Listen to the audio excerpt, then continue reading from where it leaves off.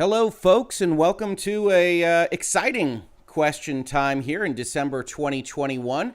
Please, as always, let me know that you can hear me. I never really trust any of my technology, microphones or otherwise. But it's a big day here in Hoeg Law land as we do this question time for patrons a little bit earlier this month because, of course, next Saturday is Christmas Day for those of you that celebrate it, and I do. So I was not going to be available to do question time on the last Saturday of the month, as has been our historical practice, if you can call anything that started in 2021 historical. But I'm very happy to be having this question time early because today is also the day where a little bit later on, we're going to be talking about Game of the Year. And I know a number of you have asked to hear from Tom Hoeg again. In so many times, in so many different ways, through so many DMs and comments and otherwise. Frankly, it was starting to get to me a little bit that you're only here for Tom dropping in. But Tom will be on the channel today. And if you've ever wondered what he looks like, he's promised me he's going to have a camera ready. In fact, talking about cameras, I can do that today as well. Hello, everybody. I can have the camera set up. I still don't have a lighting rig, so I apologize. I sometimes think the lighting on the camera here in Michigan makes it look like I live in a constantly low light level wasteland, which some of you probably already think about Michigan. I do love it here, but sometimes the lighting can be a little bad, especially in December, and it is a very gray day here in the Wolverine State today. But Tom will be on the channel this day talking about his top 10 favorite games, telling me why mine are wrong. And so I think it's going to be pretty exciting. I think we're going to wind up talking for a couple hours. I'm going to try to add production values here. I have my slides, as I always do, but I think it's something to drop in for and potentially be excited about. I think we've got some interesting games on there. I think there'll be a number of games that y'all are going to have feelings on, especially that don't appear on my list and may or may not appear on Tom's list. We're trying to do a little mystery thing this year, so I haven't seen what Tom's got on that list. But I know a number of you who follow me on Twitter want to yell at me for certain things. Halo Infinite. So you're welcome to come in on the chat. It's going to be 1 p.m. Eastern, and we're going to be talking about it for a while. So today's a big day. As I said, I'm going to be streaming for much longer than I usually do. So if you like hearing from me, great. If you don't, drop in, leave a downvote. That engagement still counts for the algorithm. So please do that. Otherwise, we're starting with question time. Love it.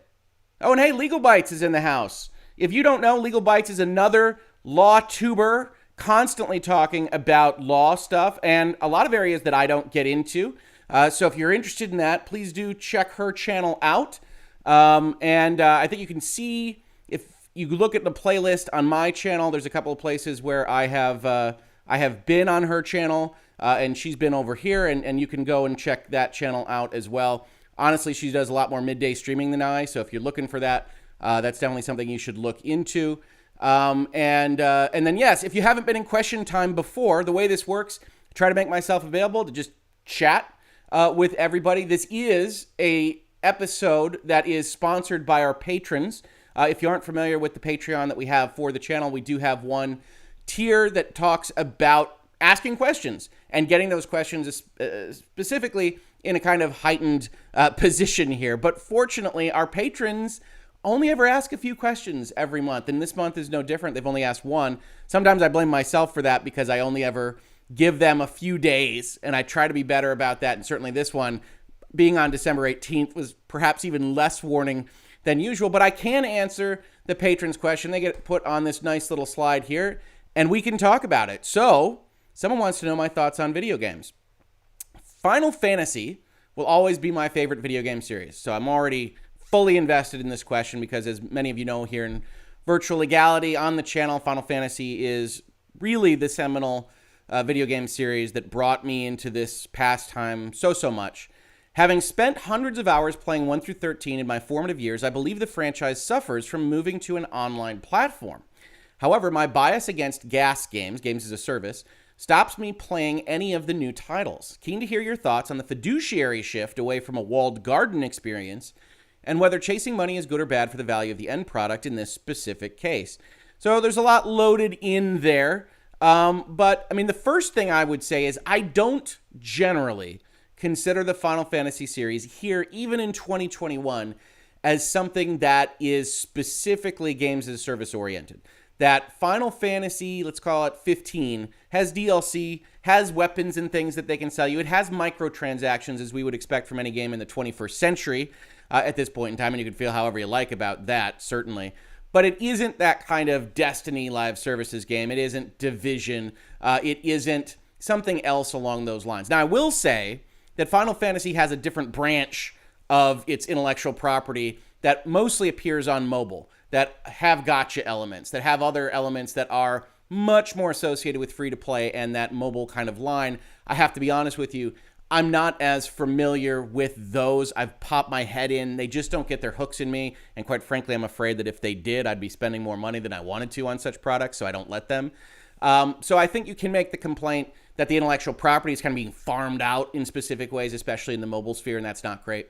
But as it turns out, with respect to the mainline series, the ones that get numbers or dash numbers or even strange names that Square likes to put on their things, like Final Fantasy VII Remake, Intergrade, Intermission, Yuffie, those kinds of names, those are still pretty much the same kind of package that I think we've gotten before, outside of expansions. Now, the exception of those, of course, is Final Fantasy XI, Final Fantasy XIV, that are MMOs. I just did a video in this space, not a couple of days ago, talking about the fact that Endwalker, the latest expansion for Final Fantasy XIV, is so popular that Square Enix is actually halting sales on the baseline product for Final Fantasy XIV, which I found to be fascinating as a business and economics-oriented guy, to have a company market a game for a holiday release and then essentially say, well, we're too busy, we can't get the server infrastructure up, we're not going to sell this anymore, we're going to try to pull our ads down, which is not going to be terribly successful, because those are contract relationships. You bought a billboard, you got a billboard. I don't care what you put on it.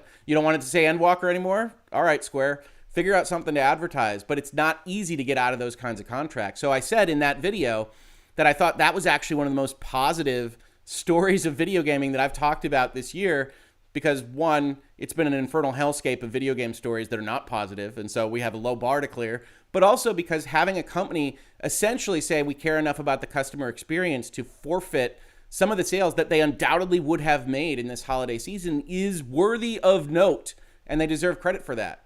Now, it should be noted that Square Enix also makes mistakes like every other publisher. Every entity is run by human beings, and there are videos on this channel that talk about Square Enix doing stupid stuff, primarily with the Avengers game this year, but they aren't limited to that. So we try to take them as they come. When people come in and say, I'm a pony or an Xbot or whatever, I don't know what there would be, if there's a phrase, if there's a word. Comments, let me know if there's something that would be called a shill for Square Enix, a Squeenix. I don't know. I can't come up with that one right now, but I get accused of that all the time.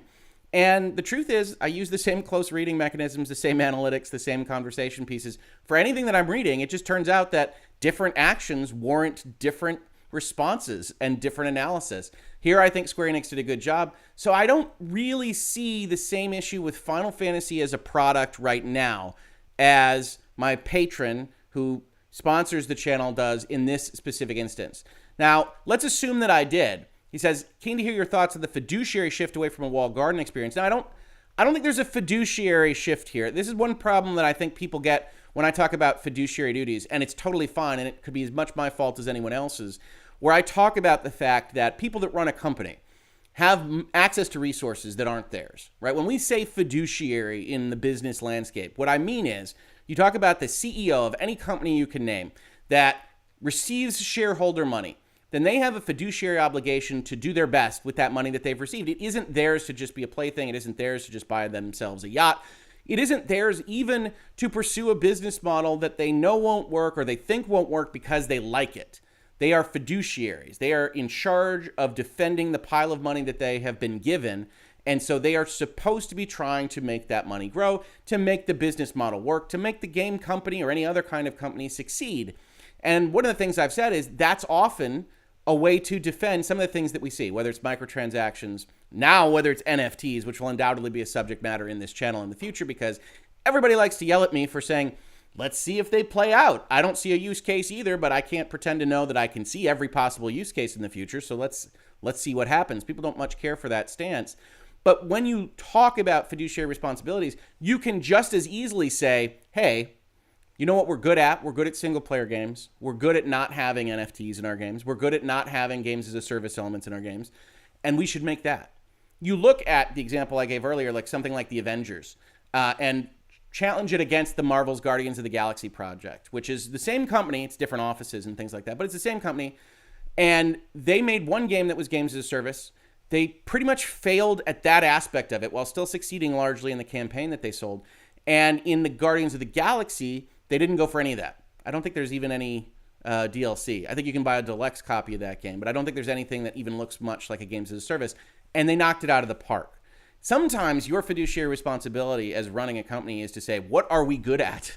What can we specialize in? Yes, I understand that the bean counters and the financial folks say, well, if we could put an NFT in here, if we could make this some kind of subscription service. Hey, have you thought about a battle pass in Final Fantasy 16? That you can get sucked into these kinds of things. And in fact, we've seen that historically in the past, right? Electronic Arts got so excited about loot boxes and the money that they saw other people making, that the money that they themselves were making through FIFA, that they put them in everything. There was a loot box oriented Need for Speed that never really worked. It's a silly thing to try to do. You ruined your one product that people liked in exchange for making another product that everybody didn't like.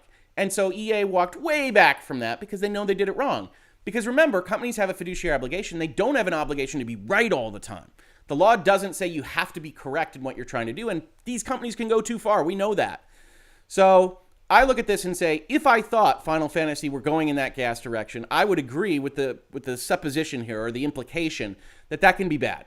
Just solely going after value that you see out there in the marketplace for whatever everybody's doing in terms of microtransactions, whatever might be the next thing in terms of monetizing your game, can be a bad idea because you might not be good at it. And I do think when Square Enix put out their annual report, which I also did a video on that talked about the Avengers project and gas not lining up with what Crystal Dynamics can do, then you look at this and you say Square is coming to the same realization that Electronic Arts was, which is, we need to match our skill set and desires, to be frank, with what we want to do from a financial perspective. Games are always odd. Games are commercial art pieces, much like movies, and there's always going to be this push and pull between making something that's good as a product separately and that can be sold and can work to make that company grow and hopefully make more products that you and I love. So I don't think Final Fantasy is going down this road yet. I haven't seen enough of Final Fantasy 16. Come on, Yoshi. Send me some Final Fantasy 16 information. But assuming that it doesn't go down a horrible road of microtransactions and NFTs and gas and whatever, I see Final Fantasy being protected mostly from much of this because it is Square Enix's crown jewel, at least here in the West. Also, who is your favorite FF character and why? Mine would have to be Auron from Final Fantasy X due to his mystery, badass look, amazing voice acting, and overall contribution to the story arc. Auron's good, but see, here I'm going to, again, get people mad at me. I don't love Final Fantasy X as much as some people do.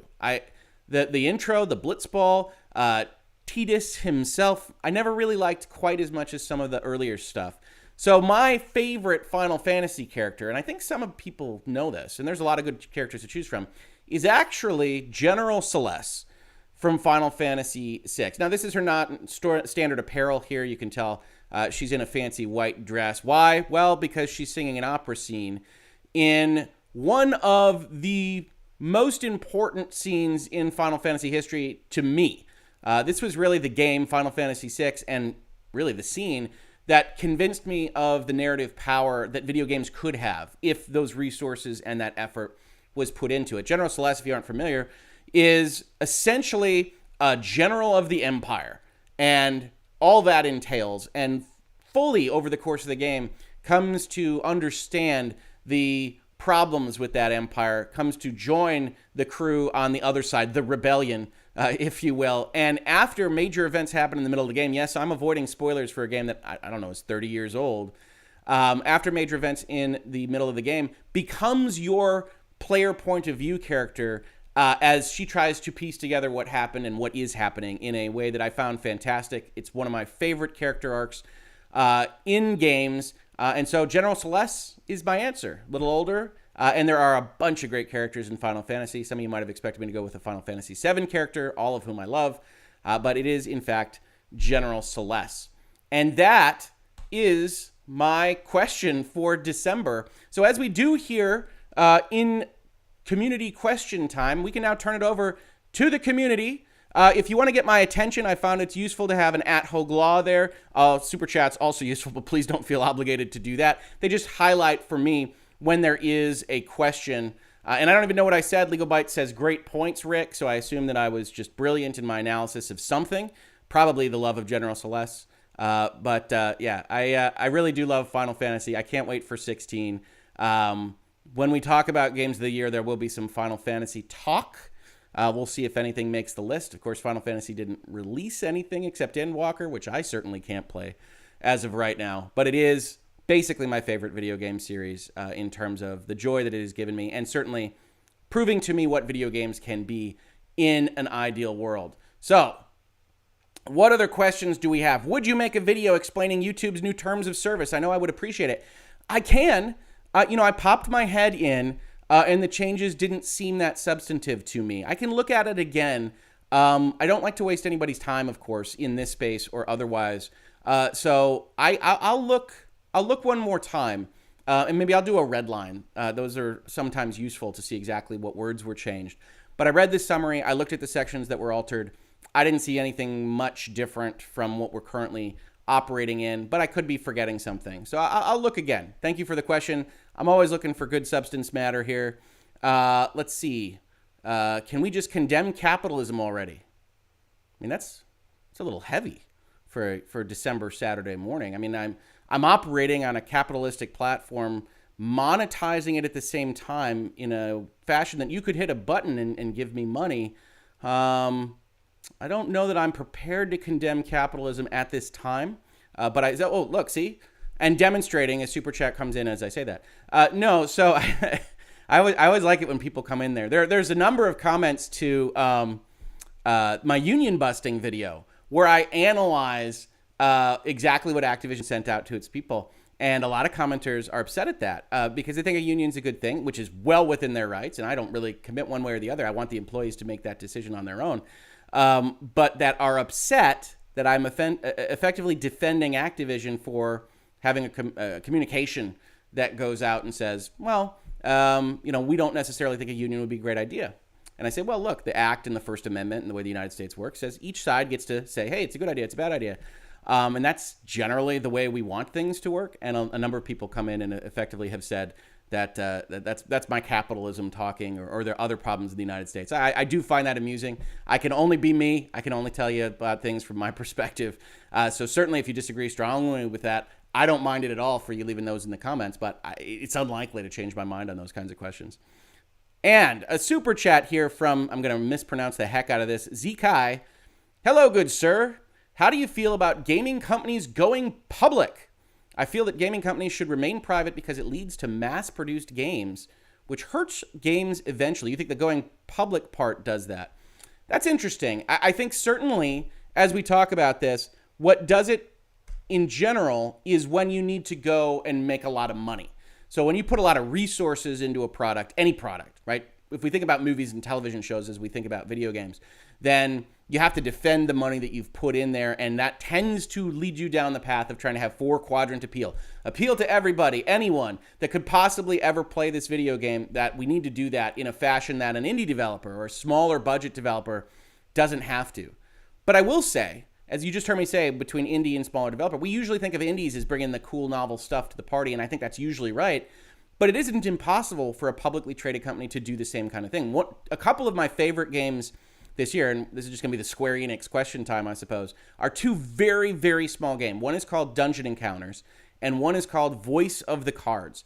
And these were sold at a discount on a budget basis by Square Enix, and yet they are fantastic. They're essentially experimental indie games that they allowed their producers and their game developers to make.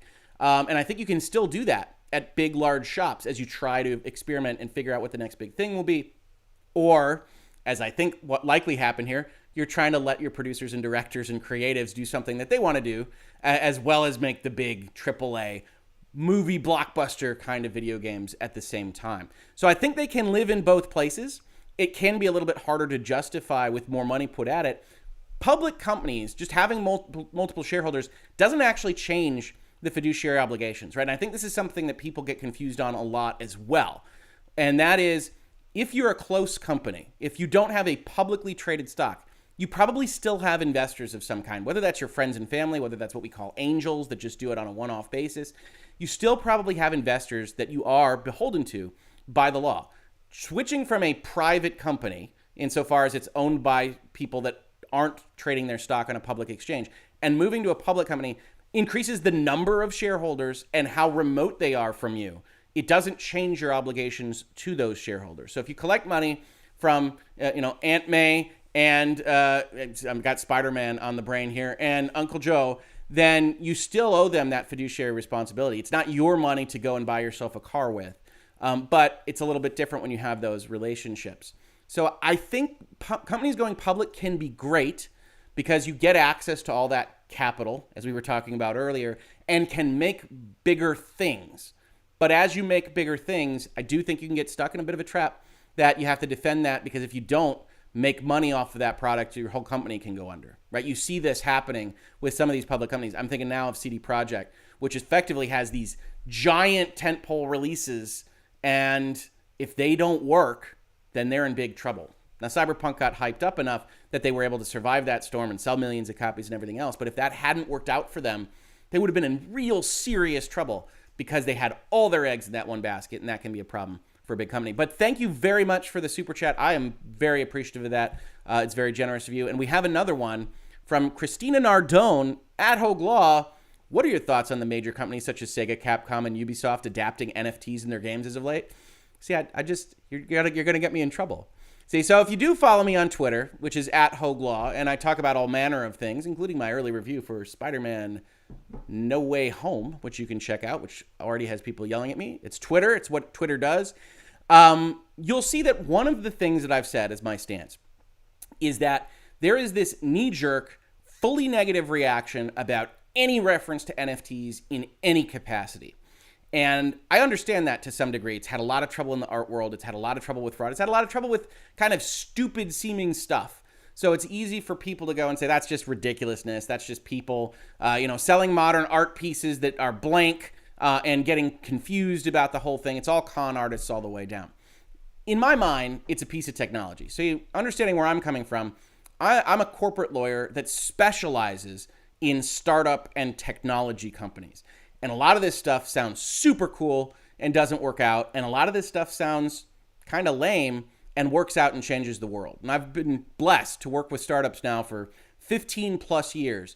And I love it. It's what I love to do most. It's where the energy comes from. It's people betting on themselves and mortgaging their houses to try to get this done. And I love it. If I can help with it, I will. But I've come to understand that when I'm making that assessment about, that's not going to work. There's no market for that. There's no use case for that. Or that's going to go like gangbusters. I'm as wrong as anybody on planet Earth. I'm a lawyer. I can't see the future any more than anyone else can. So I see these NFTs in games and I say this. I don't see the use case either. I don't see the use case for the masks. I don't see the use case that Stalker 2 put out there for a half second. I don't see it. But I'm smart enough to know that I can't predict the future, and I can't promise you that there's no use case out there that makes sense. I'm all in favor of these companies kind of grappling in the dark with what might actually improve the user experience. And sometimes that means convincing the financial folks to back them up in a way that doesn't look great to a lot of the folks that report on the gaming industry.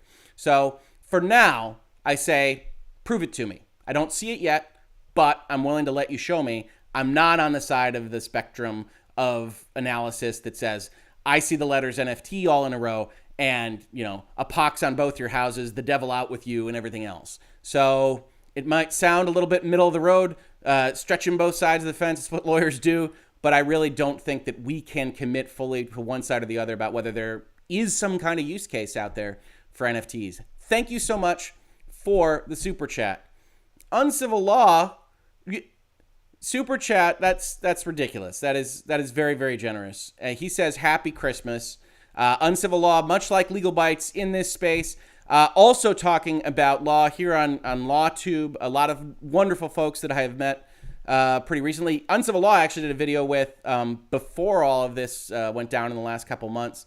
And he's talking about things that sometimes you folks ask me to talk about more of it, and I don't really do on this channel. more Supreme Court decisions, more controversial cases and news stories. So if you're interested in those kinds of things, definitely check him out as well. Again, in my crossovers playlist, you can see an appearance that I made on his channel, and you can check him out as well. Thanks on civil law. I'm blown away. That's very appreciated. Brandon B with the super chat. Thank you for your content. Very interesting. I love watching. Y'all aren't asking questions. I feel very guilty about this. Thank you so much. I appreciate it. That's very generous as well. Yeah, Pink Husky. NFTs can be good in MMOs, for example. It can prevent duplicating items. So in a way, you can prevent a bunch of bugs and exploits regarding players' economies. The issue is mostly that you can cash out. How will governments tax you? Governments have no idea what to do just yet. I will promise you that they will. There isn't anything that the government regulatory bodies won't figure out how to tax. I mean, that's just the nature of the thing. That's not really a connotative statement at all, but they'll figure it out. Right now, it's kind of bleeding edge for the regulatory bodies, and so I agree. That'll be regulated more in the very near future. And again, I just don't know what I don't know. Chris with another super chat. You guys are way too generous. Can you talk about the complexities of trying to challenge a home appraisal valuation where the homeowner accuses the company of undervaluing based on race? Wow. Not out of experience, I can't. That is something that I would definitely hand off to a litigator / real property specialist attorney. So I'm mostly helping companies find, corporate space and lab space. Like I said, I do a lot of technology stuff. But certainly the complexities there are having to prove that, right? You'd actually have to have access, I think, to a broad swath of their documentation in order to get to a place where you can say that this isn't just valued in a different way because of reasons, right? Like you can look at a house, and generally speaking, you're going to be looking at comparables and things like that. And certainly they can be way set apart, but actually challenging the appraisal, it's going to be a lot more difficult. And certainly the one thing I would say, I don't know if this is direct because I can't give legal advice to people individually on this channel, but certainly what I would say is you're going to want to contact counsel if you're in that situation, and counsel isn't going to be cheap. So it becomes a question of how different is the appraisal? What does it mean for either your insurance or your property tax or just your sales price, and going from there, because end of the day, you could actually be getting screwed by something like this, but it's very difficult to prove without a smoking gun. So yeah, talk to a lawyer if you've got that kind of question. It is complex. I can definitely speak to the facts that that's going to be a complex problem to solve, but certainly somebody local to the situation is going to be best positioned, because those are local questions when we talk about real property sales. Thank you very much for the super chat. Do I have more super chats? You guys are okay. I very much appreciate it. Law of improbability, lack of specifics and charged assertions makes responding to your words difficult. Okay, fair enough. Something else is going on. Hoeg Law and Legal Bites. What are your thoughts on YouTube TV versus Disney and the rollback of the Paramount decrees? I think I have a video on the rollback of the Paramount decrees. I think so. I'd have to figure out what the subject matter would have been. I know I talked about it in this space. For those of you that aren't familiar, Paramount decrees were specific rules against company holding patterns as between studios and theaters that got rolled back effectively for no longer being pertinent in the United States. And so the question is, realistically, how do we feel about Disney and YouTube having these vertical monopolies? Is a little too strong, because the entertainment complex has a lot of different competitors like Google and Disney. But having these vertical organizations that could really start controlling various marketplaces down the line. I think that Disney, which is generally a company whose products I have enjoyed throughout my lifetime, has become a bit scary insofar as you think about what you want to watch, what you want to experience in any kind of media, whether it's books, video games, comic books, TV, or elsewise, that what are your chances of having that be Disney or a Disney affiliated entity have become very, very, very high, right? Like if you're watching ABC, if you're watching ESPN, if you're watching Disney, of course, if you're watching Disney Plus, if you want to watch something that you usually think of as Fox, it's all Disney. And that means, just in terms of quality, just in terms of thought process, that one kind of monolithic cultural force is controlling storytelling in a way that I find to be deleterious to the storytelling experience. Insofar as Disney and I don't really get along in the way they tell stories, obviously, you probably know my feelings on The Last Jedi, what they've done with Star Wars. The fourth phase of the MCU, I think, is not so great as insofar as the storytelling is concerned. I did just see Spider-Man No Way Home yesterday. I can tell you I gave it a 7 out of 10. Totally fun. Go check it out. Not terribly useful in terms of character arcs and things like that. I'll leave it at that. I don't want any spoilers because there are surprises to be found, especially if you're excited about that. So do go check that out. I want to make sure I don't miss anybody here. But yeah, I think that YouTube Disney question is going to be something that comes up more and more if there is especially more consolidation, which there might well be. We're getting into titans here with respect to the media. Thank you for the question.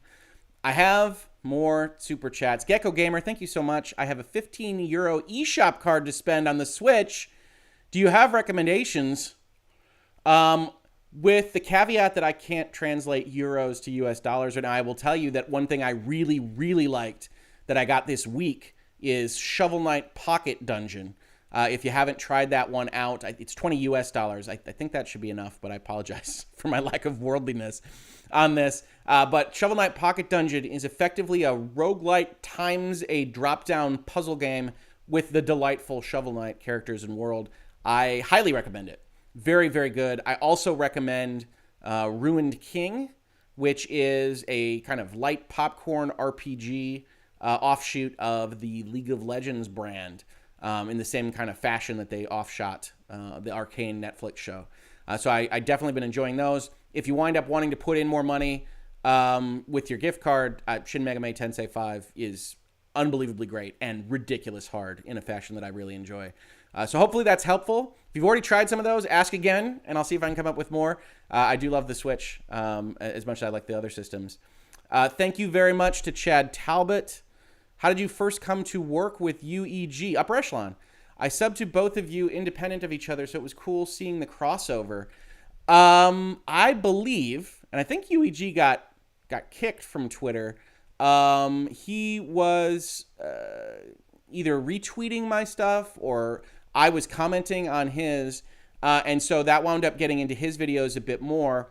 And then folks started crossing over and asking me questions about what he did, which happened just recently, actually. Apparently he did a video on the riot lawsuit in California from last year, which, if you might recall, is actually a plaintiff's class action. It's not one of these government regulatory lawsuits where the plaintiffs had agreed to settle for, I believe it was $10 million. It's something along those lines.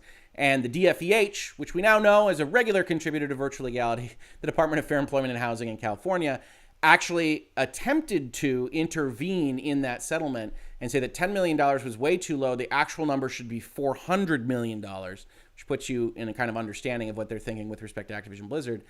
And then it kind of disappears. And apparently he talked about it pretty recently as a California lawsuit against Riot. California has some pages that suggest that, but I haven't seen any lawsuit documents. All I've seen is that intervention. And I looked at it. People asked me about it, and I don't know exactly what they're talking about.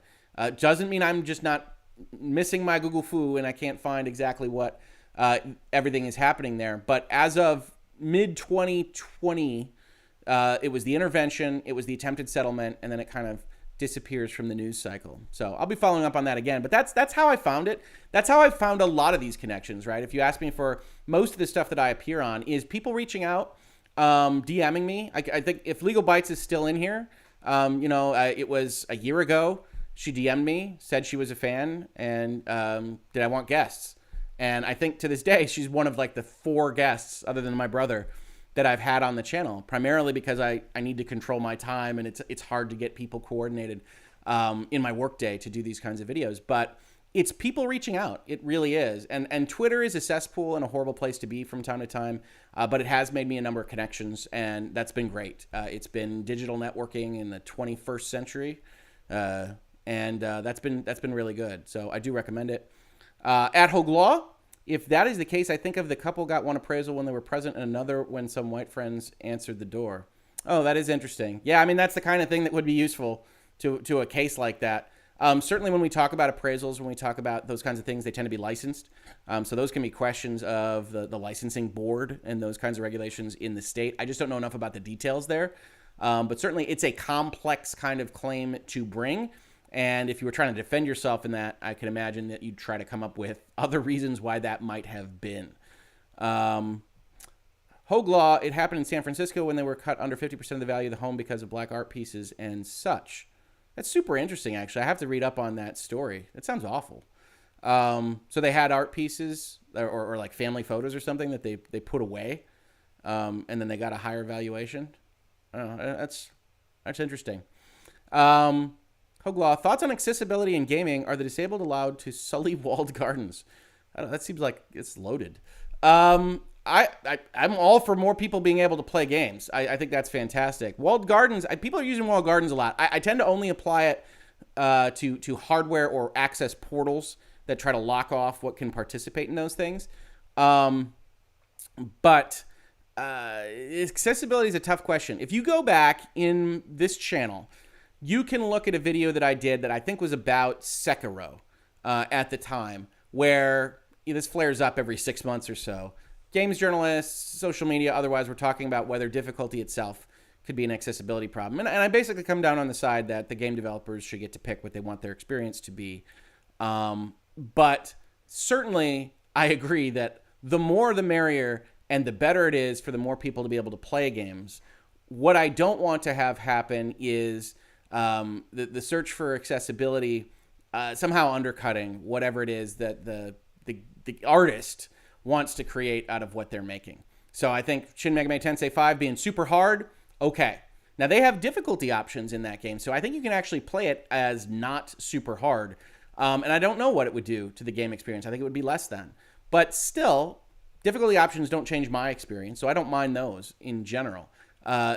If you don't want them, that's your vision as well. So I'm kind of, again, I think the developers, the artists, the people that are creating the thing should be the final kind of stand here. And I don't like to see people pilloried for making a decision that someone else on social media doesn't like, whether that's Sekiro or Dark Souls or whatever it might be.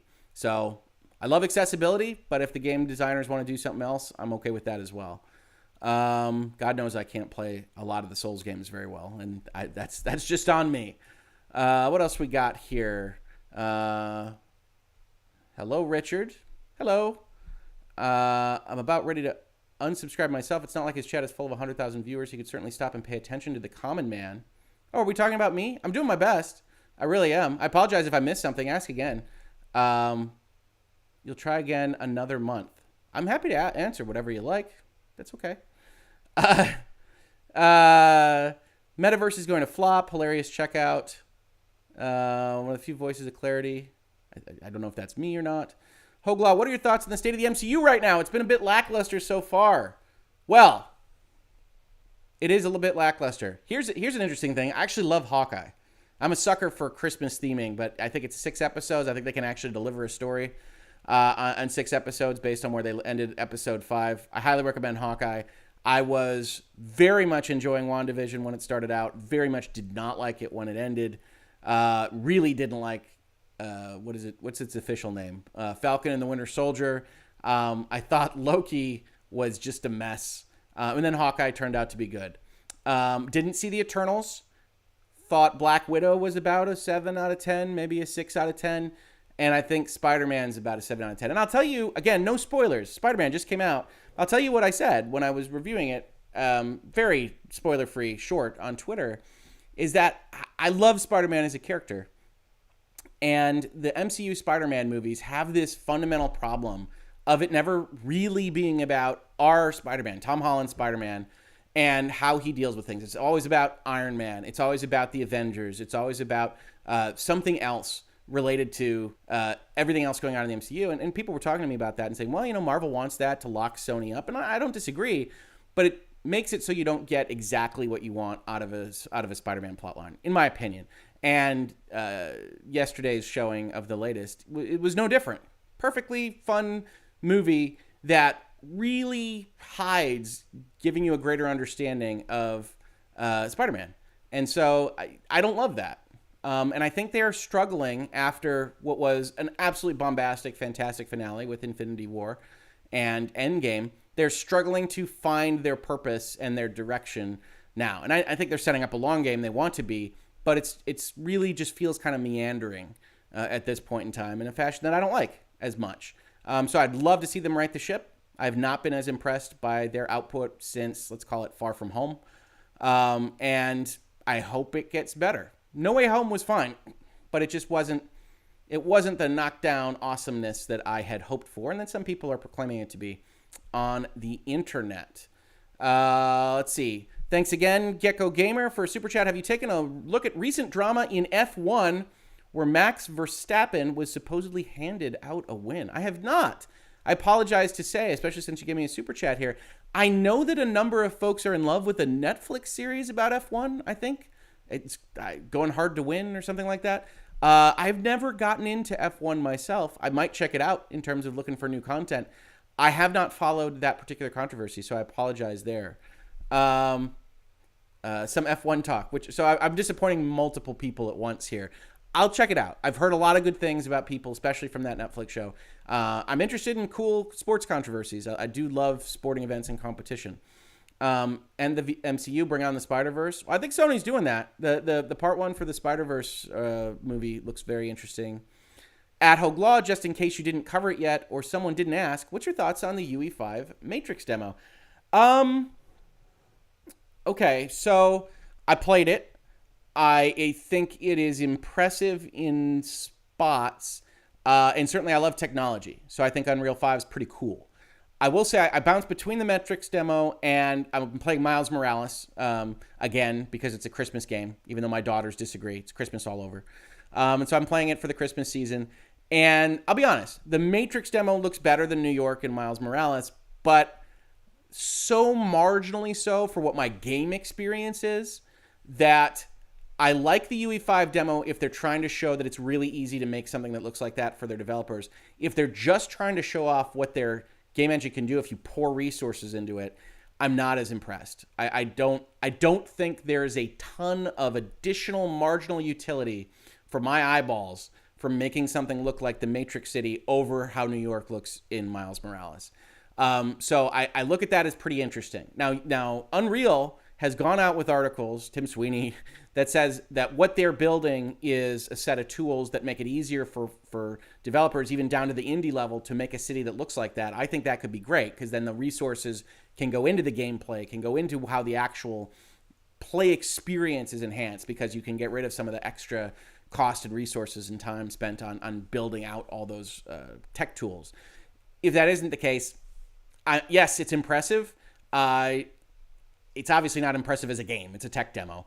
And so I'd have to see more about how that can make my game experience better when effectively the current graphical cap is basically maximizing what I can get out of a game's visuals. In my opinion, they could prove me wrong with a new game. But as of right now, it's like, yeah, it's very cool. I like Unreal. I think game companies make cool stuff with Unreal. But it's impressive, but not so impressive that I just say, well, everything has to look like that from now on. Let's see here. Hoeg Law, any thoughts on people being kicked off of Facebook for things like political speech and having their Oculus Quest VR headsets not working as a result because they require logging into Facebook? Yes, I did a video on that. I believe I called them the worst terms in gaming when Oculus moved over to requiring that Facebook account.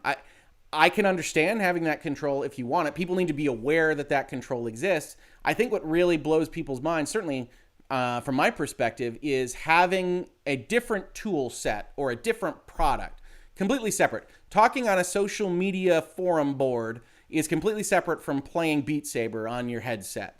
And still having the one affect the other, I think, always feels wrong.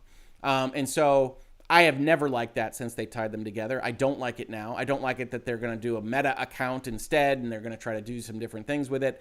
I hope they can separate that behavior because, as we've seen, Facebook can be arbitrary and capricious with the way that it polices its own stuff. And that's why they ostensibly have their new board. But it's also why you see lawsuits, and I didn't cover this in this space, that have them telling the court that when they fact check something, it's essentially just their opinion because a number of their fact checks have proven false. And that's the human experience, right? Any human being trying to do something like check another is going to make a mistake at least occasionally, even if it's not intentional. And so Facebook, I don't think, is acting properly by tying things like policing commentary, which is well within their rights, to whether you can use a piece of hardware that you purchased for many hundreds of dollars. So I think that's a bad thing, and I've thought that since the beginning. You can check out that video. I think it's called The Worst Terms in Gaming. Hoeg Law, enjoy the content. Very informative. Looking forward to hearing from Tom. Yes, everybody's looking forward to hearing from Tom. I think half because he likes to mock me and make fun of me. But yes, Tom's going to be here this afternoon, a couple hours from now. Do you have a most anticipated game coming out next year? Final Fantasy. I think Final Fantasy 16 is next year, but it would be Final Fantasy 16. Other than that, no, I'd have to think about it. I know February has a number of big releases. One thing that happens with me is I tend to not like to feel like I've hyped something for 6 months, so I use fairly narrow windows. So I'm looking ahead and being like, well, okay, the next kind of thing that I'm probably interested in is Horizon. Even though I didn't love the first game, it's still going to be a graphical showpiece, and it'll get that, bare minimum, I think it'll get that same kind of 7 approach for me. I would love to have it be better. But that's kind of how I look at things. I'm definitely very much anticipating Alan Wake 2 now that it's announced. If you don't know me or you didn't see the video in this space, Alan Wake itself is one of my top 5 games of all time. I'm a big narrative guy. Alan Wake has a wonderful story. But since they announced Alan Wake 2, that's definitely on my list. But no, I kind of keep it close. So it's the next window. So I know like Horizon's coming out. I know that the Cyberpunk update is supposed to be out someday. I think it's currently scheduled for Q1 2022. So I'm at least looking forward to seeing how that plays. I still don't think I love the game, but I will admit that it was marred by my experience with it at the time. So I still adore Witcher 3, and maybe there's more in there that I can see better if it looks and operates better on my system. So I'm looking forward to that. But that's about it. That's all that pops into my head for the next couple of months. So we'll see. If you've got anything that I'm forgetting, let me know. Okay, so that was that. We have another super chat. Christopher Smith, thank you so much. Regarding NFTs, I see a huge problem with acceptance due to huge amounts of art thieves using stolen art to make into NFTs. Merry Christmas. I agree entirely. I think a lot of the knee-jerk response, and I say knee-jerk, it's not exactly knee-jerk because of this, right? They have reasons for thinking this, is because of what NFTs have done in the near term, that they haven't been used in any productive way, that they've been seen in kind of silly ways throughout. And I think that absolutely hurts its uptake. But I don't think that means that there isn't some kind of use case that could make them useful. But I agree with you entirely that what has happened with respect to cons and steals and people thinking everything is stupid about these things has led to a Ubisoft announcement getting however many dislikes it got, and Stalker 2 getting immediately pilloried for what it did. And I think they were silly use cases, but I think that the vitriol, the level of angst about these things is a direct result of some of the con games that you see played. Thank you very much. At Hoeg Law, recently I heard that Sony has patented the path creation aspects of Death Stranding, things such as leaving a ladder down for a player to use later. Yes, I saw that as well. I haven't been able to dive into the patent, not that I'm a patent lawyer to dive into the claims more fulsomely. But I'll say the same thing that I said about the WB Nemesis system with that, is that that can be useful. It can lock in things for the company, and they can try to patent these. Generally speaking, you can have enough kind of novel branches off of a singular idea that it can still appear conceptually in other games. It just can't function in exactly the same fashion, but you can mirror those things pretty well, pretty often. So I don't expect that you couldn't have a community sharing a ladder or building a road, even though Sony might make things difficult for them if they chose to do so. It isn't quite as bad as all that. You can't get intellectual property on concepts. It's on execution with respect to a patent. It's on expression with respect to a copyright. And so it might not be as bad as all that. So we'll see how that looks in the future. At Hoeg Law, any thoughts on the U.S. Space Force? Not the Netflix show, right? I didn't like that. Do you think it is needed now, or was Air Force Space Command doing just fine? I'll be honest. I don't know the distinctions that well. I mean, I think medium term, we're getting into a place where space and orbital control and things like that is going to be important. But I don't know whether the Air Force was already handling that properly. Unfortunately, I don't have that military experience to tell you. But I know it seems weird to kind of advance in that direction. Certainly the logo that was picked very much looks like the Federation from Star Trek. But I think we are in a relatively near space getting to a place where we have to think about those kinds of things at a national level, every nation's level. And it's not just a United States kind of concept. Do lawyers have reason to know about the space operations of the military? No. I mean, if you are a space lawyer in the military, I would imagine you do. But hey, I appreciate the questions all the same. Have you heard about Apple's lawsuit against the NSO Group? I'm curious if you have any insight on how effective a lawsuit in the U.S. against an Israeli can be. Is this just a PR stunt for Apple? I haven't heard about it. I can tell you that cross-jurisdictional lawsuits can be difficult in terms of actually enforcing remedies and attaching whatever it is that you're looking for. At the end of the day, it's why you really have to think about pursuing them. But without knowing the details, I can't tell you whether it's a PR stunt or not. At Hoeg Law, is Taiwan a country? I think Taiwan has a very complicated relationship with the international landscape. And I am not in a position diplomatically or otherwise to make a strong position on that. But yes, in general, I think they are recognized as a free people by the United States treaties right now. And so, yes, it's nothing good is going to happen there. I can't say. More in NSO World Group, God of War, Ragnarok. When is Ragnarok scheduled to come out? I don't know. So, I mean, you can go look at the 2018 Game of the Year stuff that I was doing when I was doing the capsule videos. And I do a pretty long one on God of War, the remake, the reboot in 2018. And I didn't love it as much as everybody else.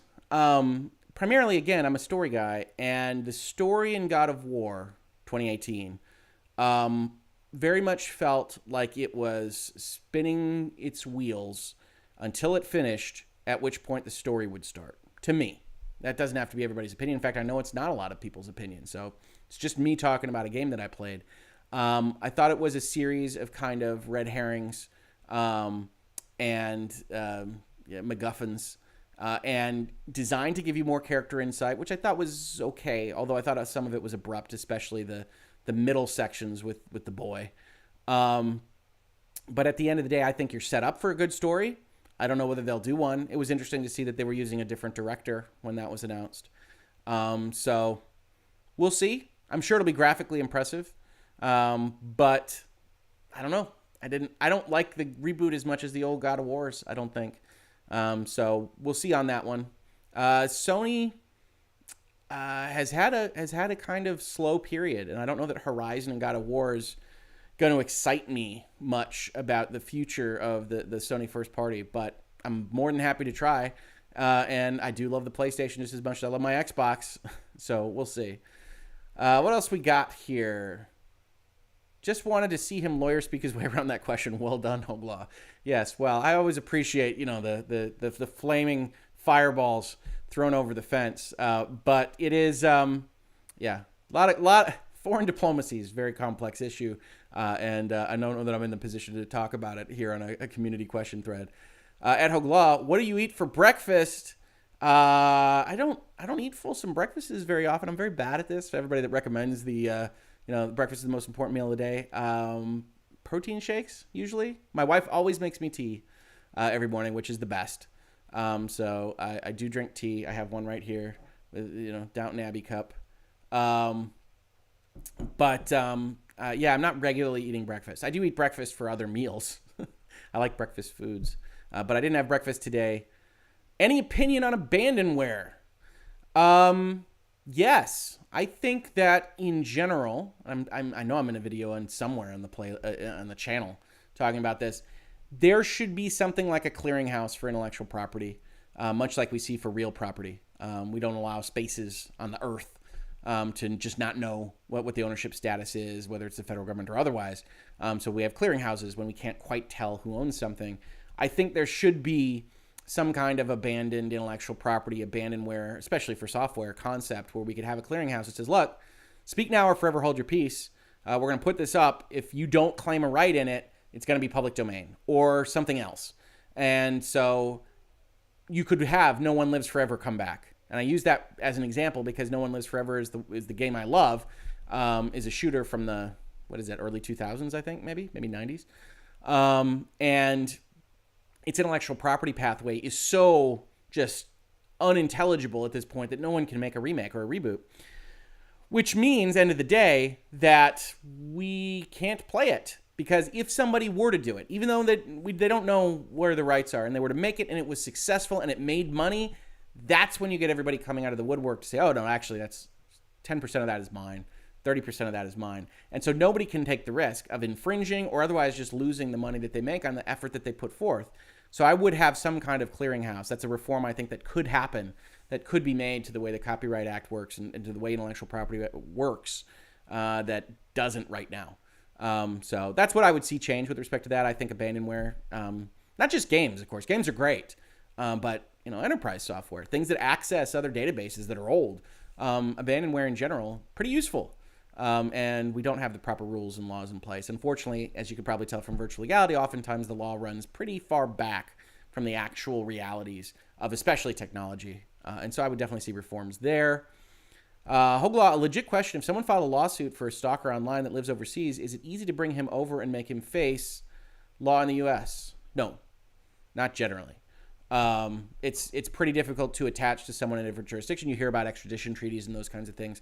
They'll have very specific parameters that you have to use. Definitely, if you're in that kind of situation, talk to counsel, both local to you and local to the other affected party. And this goes for things that are outside of just stalking or what have you, because local rules are going to handle a lot of that. And it is not a guarantee that you'll be able to attach to someone that's outside of your present jurisdiction. So you definitely want to have those conversations with counsel that know the specifics of both your situation and the local laws as well. So definitely check that out. Any opinions on the FF7 remake port to PC? I'm an anti-Epic guy, so I always look for more neutral opinions. I don't have an opinion because I'm not playing it on PC. I can tell you I was reading articles that suggested that the port was bad. And I don't know what that means exactly, whether it has frame rate issues or graphics issues. I can tell you playing Intergrade on my PlayStation 5 is glorious. It looks fantastic, and I adore it to death. So if there are problems with the PC port, I just feel bad for the PC people playing one of my favorite games the last 2 years in a fashion that is substandard. I always feel that way about ports. It almost seems like you should be able to have a reviewing outlet that is just about, hey, this is a good port, that this does things to make it work better on the PC, gives you more options, whatever, versus it doesn't. Because I don't primarily play on my PC. Frankly, when I get done with work, I don't want to be sitting in this chair. I don't want to be on my computer. I don't want to be looking at a monitor this way. I like to be on my couch and playing consoles. That's why I'm a console guy primarily. But I feel bad about that for everybody else. And so I would definitely see that changed. At Hoeg Law, and we're about 5 minutes away. 5-minute warning. Again, I'm back on 2 hours from now or so. So I got to rest the voice at least a little bit, eat some food. What do you think about that relating to games that needed servers to function like MMORPGs? I don't know what that is there. So get back to me on that. I apologize. Thank you very much for responding to my question. You rock. Much love. Keep up the great work. Thank you so much. So I very much appreciate it from everybody. If you want to squeeze in, I apologize, just Skip, for not being able to understand that question fully. Otherwise, as I said, let's see if I can hit these buttons and make anything happen. Ooh, fade out, fancy. Look at the production values here. We are going to be back with my brother Tom Hoeg live on stream in about 2 hours from now, 1 p.m. Eastern, to talk about our favorite games of the year. So otherwise, thank you so much to everybody who joined this question time. And thank you incredibly for all the very, very generous super chats. To the folks that were upset at me not answering their questions, I apologize. Please do come back. I want to answer your questions. I just can't see everything flying by. I know I don't have 100,000 people in the text. I just like to give fulsome answers, so I don't look at that while I'm giving those answers. So again, thank you so much for dropping in. And I will see you, hopefully, in a couple of hours where you can tell me how idiotic I am, how brilliant I am, or more likely how brilliant Tom is. And maybe he'll tell you where he's working now. I don't honestly know whether he's allowed to say, but he's no longer at Activision. And so he's working at a new place on a new project, which I know he can't talk about and he won't tell me anything about. So if you like hearing from him, get ready. He'll be back in a couple of hours. Thanks to everyone for joining, and I will see you then.